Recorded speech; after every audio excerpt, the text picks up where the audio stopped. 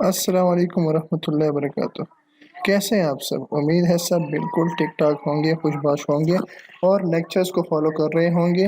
آج کا ہمارا لیکچر ہے کمپنیز کے ٹائپس کے بارے میں، کمپنیز کے کتنے ٹائپس ہوتے ہیں، اور اس کے ساتھ ساتھ ہم پڑھیں گے کہ جی اس کو فردر سب ٹائپس میں کس طرح ڈیوائڈ کیا جا سکتا ہے۔ مجھے یہ بھی یقین ہے کہ انشاءاللہ آپ نے پچھلے جو جتنے بھی لیکچرز ہم نے اپلوڈ کیے ہیں وہ بھی آپ لوگوں نے دیکھے ہوں گے، سمجھے ہوں گے، اور اس کے بعد انشاءاللہ یہ لیکچر بھی آپ اور سے دیکھیں گے۔ اور یہ بات آپ کو بتاتا چلوں کہ یہ بھی جو آپ کی انٹروڈکشن ٹو بزنس بائی سعید ناصر ہے اس بک میں موجود ہے۔ اگر آپ کو ڈیٹیل چاہیے، ہم نے یہ جو ابھی اس وقت اسکرین جو پکچر آ رہی ہے اس میں آپ کو نظر آ رہا ہے، یہ لیکچر کارپوریٹ لا اور سیکٹریل پریکٹسز ایک سبجیکٹ تھا، اس کے لیے ریکارڈ کرایا تھا۔ اس میں کمپنیز کے ٹائپ میں اور بھی زیادہ ڈیٹیل کے ساتھ بات کی گئی ہے۔ اگر آپ انٹرسٹڈ ہے اس کے بارے میں اور جاننے کی لیے تو آپ اس لیکچر کو بھی سن سکتے ہیں، یہ اسی چینل نالج کارنر اسپیشل پہ موجود ہے۔ آئیے چلتے ہیں، سٹارٹ کرتے ہیں۔ ٹائپس آف کمپنیز میں سب سے پہلے ہم دیکھیں گے جی کہ کمپنیز بناوٹ کے لحاظ سے، فارمیشن کے لحاظ سے کتنے ٹائپس میں ڈیوائڈ کی جا سکتی ہے۔ تو سب سے پہلے جو کیٹیگری آتی ہے وہ ہے چارٹرڈ کمپنی۔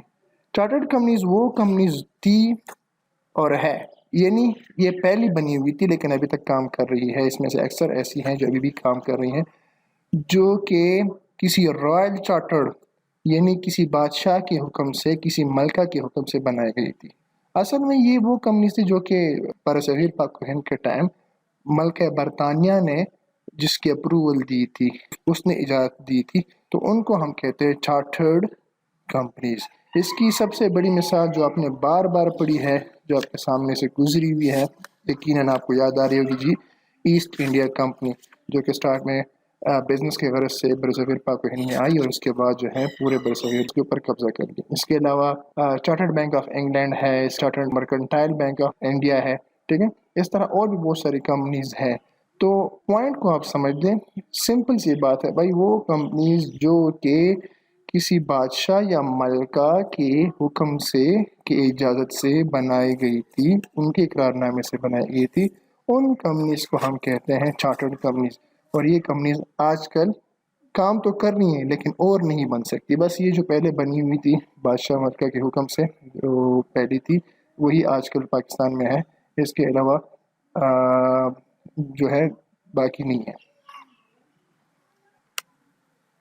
نیکسٹ ٹائپ ہے اسٹیٹوٹری کمپنیز۔ اسٹیٹوٹری کمپنیز وہ ہے جو کہ کسی خاص ایکٹ یعنی صدر کے حکم سے یا اسمبلی سے پاس، اسمبلی کی اجازت نامے سے بنائی گئی ہو۔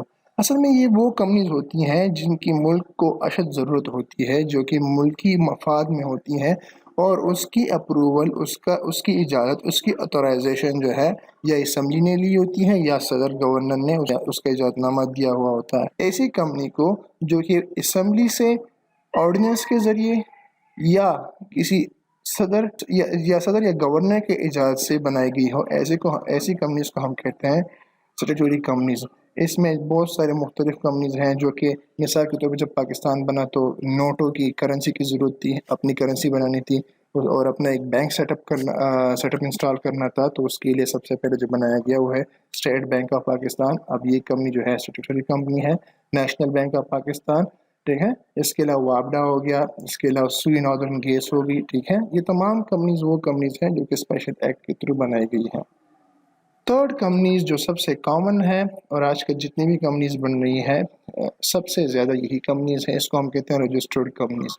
یہ وہ کمپنیز ہیں جو کہ پراپر پروسیس کے تھرو، پراپر طریقہ کار سے کمپنیز ایکٹ 2017 کے تحت رجسٹرڈ ہوتی ہیں۔ اس سے پہلے جو کمپنیز کا لا تھا، کمپنیز کی جس کے مطابق چلتی تھی، ان کو ہم کہتے ہیں کمپنیز آرڈیننس 1984، لیکن 2017 کے بعد اب یہ چینج ہو گیا ہے، کمپنیز ایکٹ 2017 بن گیا۔ تو وہ کمپنیز جو کہ کمپنیز ایکٹ 2017 کے مطابق بنی ہے یا کمپنیز آرڈیننس 1984 کے مطابق بنی ہے، ان کو ہم کہتے ہیں رجسٹرڈ کمپنیز۔ ان میں سے فردر جتنے بھی ٹائپس ہیں ہم بعد میں پڑھیں گے۔ یہ جو اصل میں نیچے آ رہی ہیں، companies limited by shares, company limited by guarantee, unlimited company, association not for profit, یہ تمام جو چیزیں ہیں، اور اس میں پرائیویٹ اور پبلک لمیٹڈ کمپنی، یہ تمام جو ہیں یہ اصل میں رجسٹرڈ کمپنیز ہیں، ٹھیک ہے۔ آئیے ہم دیکھتے ہیں फंक्शन के लिहाज से, नेचर के लिहाज से हम कंपनीज को कितने हिस्सों में डिवाइड कर सकते हैं। देखिए, company limited by shares, simple सी बात है, वो कंपनीज जिनकी जो लाइबिलिटी होती है वो सिर्फ इन्वेस्टमेंट की हद तक होती है। यानी शेयर्स में आपने जितना इन्वेस्ट किया है, किसी इन्वेस्टर ने कंपनी में जितना भी इन्वेस्ट किया है, उसकी लाइबिलिटी वहाँ तक महदूद रहेगी। यानी किसी भी लॉस की सूरत में, किसी भी नुकसान की सूरत में आपके पर्सनल एसेट्स जो हैं इसमें नहीं आ सकते। ठीक है, तो ये एक कैटेगरी होगी। दूसरी कैटेगरी अनलिमिटेड कंपनी है। अनलिमिटेड कंपनीज वही उस लिमिटेड कंपनीज के अपोजिट है। ठीक है, और एसोसिएशन नॉट फॉर प्रॉफिट है। ठीक है, इसको हम बारी बारी पढ़ते हैं। सबसे पहले हम कंपनीज लिमिटेड बाय शेयर्स को पढ़ते हैं। इसको हम फर्दर 4 हिस्सों में तकसीम कर सकते हैं। एक प्राइवेट लिमिटेड कंपनी है, आप पहले पढ़ चुके हैं जी प्राइवेट लिमिटेड कंपनी क्या होती है। एक कंपनी होती है जिसमें कम अज़ कम 2 और ज़्यादा से ज़्यादा 50 लोग जो हैं इसमें शमूलियत हिस्सा इख्तियार कर सकते हैं। इसके शेयर होल्डर्स 2 से कम नहीं हो सकते और क्या और एग्जैक्टली 50 से ज़्यादा नहीं हो सकते। ठीक है, बाकी वही तरीक़ेकार है। शेयर्स होते हैं, इसमें भी शेयर कैपिटल होता है, सबको डिविडेंड मिलता है।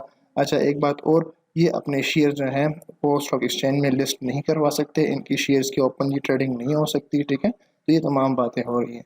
अच्छा जी, पब्लिक लिमिटेड कंपनी जो कि सबसे ज़्यादा वाइड स्प्रेड, सबसे नॉन, सबसे आम कंपनीज़ हैं, उसको हम पब्लिक लिमिटेड कंपनी कहते हैं। इसमें कम अज़ कम 7, मैक्सिमम कोई हद नहीं है। ठीक है, मेंबर्स हो सकते हैं, इसके डायरेक्टर्स भी कम अज़ कम 7 और मैक्सिमम जो है वो उसी जो है आप खुद अंदाज़ा करें, जितने आपकी बड़ी कंपनी होती है उतने आपके डायरेक्टर्स भी ज़्यादा होते हैं। ठीक है, अच्छा जी, इसके शेयर जो हैं स्टॉक एक्सचेंज में ट्रेड होते हैं। ठीक है, आप इसको आसानी से ले सकते हैं, बेच सकते हैं, इसमें आपको वही डिविडेंड मिलता है। तमाम तरीक़ार आप डिटेल से पढ़ चुके हैं पहले इंट्रोडक्शन टू बिज़नेस में। ठीक है, आप जब चाहें इसमें इन्वेस्टमेंट कर सकते हैं, जब चाहें इससे अपने पैसे वापस निकाल सकते हैं। ये होगी सेकंड कैटेगरी। एक नई कैटेगरी जो कि 2002 के कंपनीज ऑर्डिनेंस में एक एक्ट के थ्रू जो है शामिल की गई है, इसको हम कहते हैं सिंगल मेंबर कंपनी। यानी ये वो कंपनीज हैं जिसमें सिर्फ एक शेयर होल्डर होता है, एक मेंबर होता है। अब आप कहेंगे सर एक बंदा तो सोल प्रोप्राइटरशिप भी स्टार्ट कर सकता है, तो फिर कंपनी बनाने की क्या ज़रूरत थी? भाई मेरे, कंपनी मैं आपको याद दिलाता चलूँ भाई, हर एक बंदा अपने आप को सिक्योर करना चाहता है, सेफ रखना चाहता है, ताकि उनकी लाइबिलिटी लिमिटेड रहे।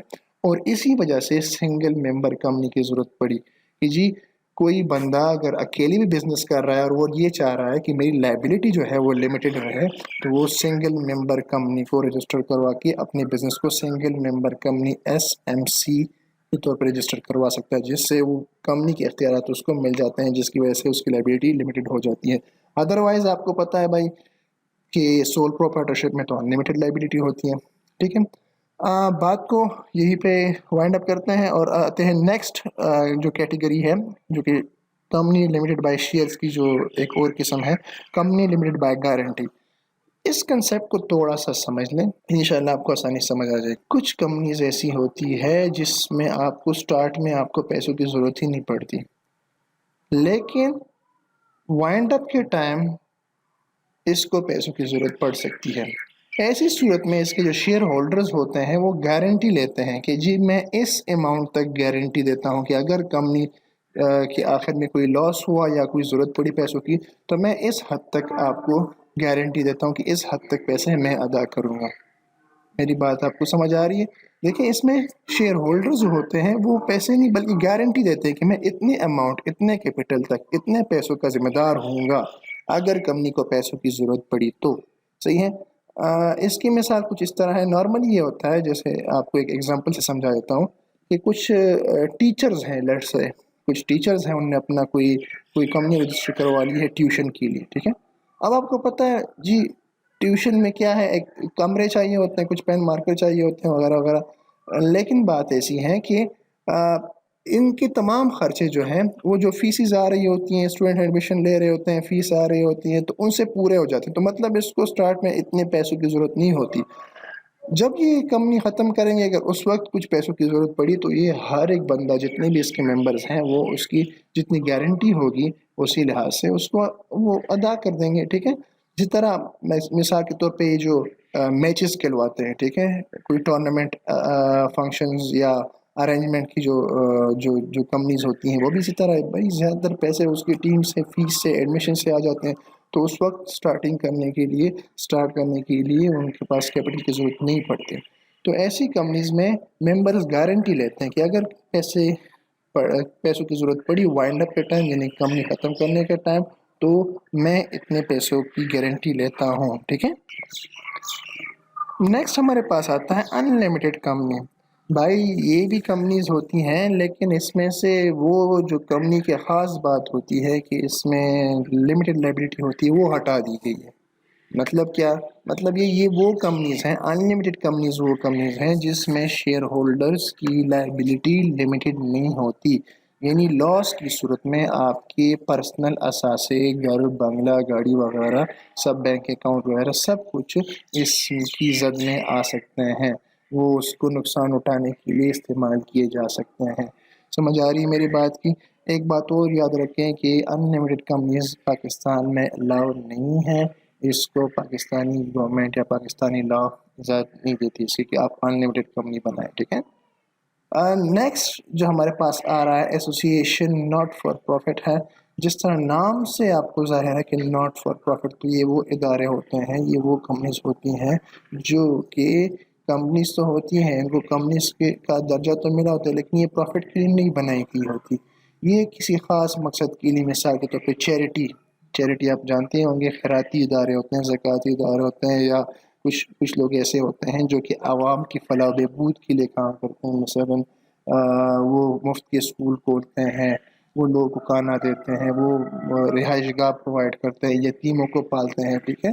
تو ایسی کمپنیز کو ہم کہتے ہیں ایسوسی ایشن ناٹ فار پروفٹ، ٹھیک ہے. لیکن یاد رکھیں کوئی بھی کمپنی ایسوسی ایشن ناٹ فار پروفٹ تب تک نہیں بن سکتی جب تک اس کو گورنمنٹ کی طرف سے، سرکار کی طرف سے اس کو باقاعدہ لائسنس نہیں مل جاتا کہ جی آپ کی کمپنی کو ہم تسلیم کرتے ہیں کہ جی آپ کی کمپنی ایسوسی ایشن ناٹ فار پروفٹ ہے، ٹھیک ہے.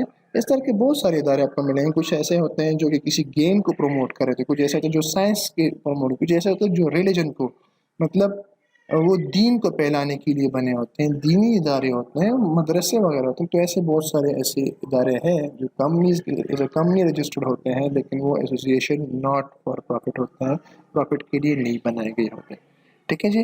اب ہم آتے ہیں ایک اور ٹائپ آف کمپنیز جس کو ہم ایک اور طریقے سے بھی ڈیوائڈ کر سکتے ہیں کمپنیز کو، جس کو ہم کہتے ہیں ہولڈنگ کمپنی اور سبسیڈری کمپنی.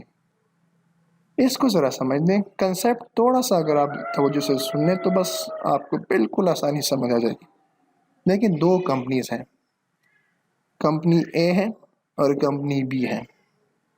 اگر کمپنی اے کے پاس کمپنی بی کے 50% سے زیادہ شیئرز ہو، یعنی کمپنی اے نے کمپنی بی کے 50% سے زیادہ شیئرز خریدے ہوئے ہوں، اس کے کنٹرول میں ہو، تو اس کا مطلب یہ ہوگا کہ کمپنی اے کمپنی بی کے تمام سرمایہ کا آدھے سے زیادہ کا مالک ہے.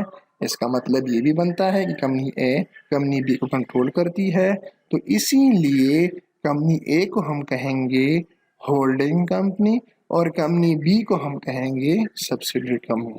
میں دوبارہ ریوائز کر لوں، وہ کمپنی جس کے پاس دوسری کمپنی کے شیئرز ہوتے ہیں، جس کے پاس ہوتے ہیں اس کو ہم کہتے ہیں ہولڈنگ کمپنی، اور جس کے شیئرز کسی اور کے پاس ہوتے ہیں، یعنی جس کمپنی کے شیئرز کسی اور کمپنی کے پاس ہوتے ہیں اس کمپنی کو ہم کہتے ہیں سبسیڈری کمپنی.